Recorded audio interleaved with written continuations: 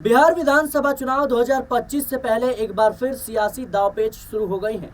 इसके बीच चिराग पासवान के एक बयान ने बिहार की राजनीति में सस्पेंस पैदा कर दिया है। भारतीय जनता पार्टी और नीतीश कुमार की जेडीयू में हड़कंप मचा दिया है। उन्होंने संकेत दिया है कि वह इस साल के अंत में होने वाले विधानसभा चुनाव में खम ठोकेंगे।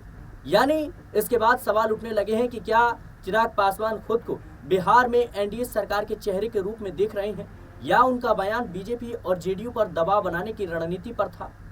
दरअसल 2020 विधानसभा चुनाव में चिराग पासवान की अनदेखी करने का परिणाम जेडीयू और बीजेपी देख चुकी है। ऐसे में इस बार उनकी इस बात को नजरअंदाज बिल्कुल भी नहीं किया जा सकता, नजरअंदाज करने का जोखिम नहीं ले सकती। उनके ऐलान के बाद जेडीयू और बीजेपी खेमे में हलचल मच गई है। एक तरह से सत्ता की भागीदारी को लेकर उनका दावा पेश करना एनडीए के सारे समीकरण बिगाड़ सकता है। जेडीयू पहले ही चुनाव बाद नीतीश कुमार के मुख्यमंत्री बने रहने का दावा कर चुका है। पार्टी बीजेपी पर दबाव बना रही है कि चुनाव से पहले वह ऐलान करे कि चुनाव के बाद भी नीतीश कुमार ही एनडीए के नेता बने रहेंगे।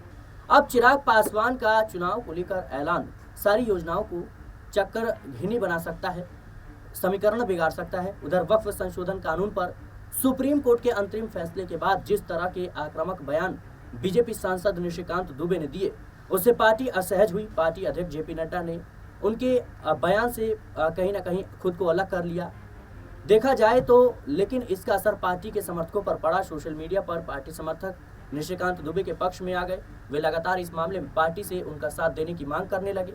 इससे पार्टी के अंदर दुविधा की स्थिति पैदा हो गई। जिस तरह की भावना समर्थकों में दिखाई दी, पार्टी उन्हें शांत करने की कोशिश में जुट गई है।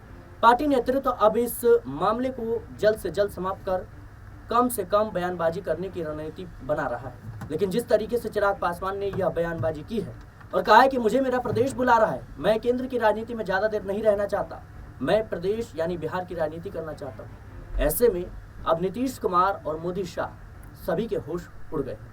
फिलहाल के लिए इस रिपोर्ट में इतना। देश और दुनिया की तमाम खबरों के लिए बने रहे नेक्स्ट 9 न्यूज़ के साथ।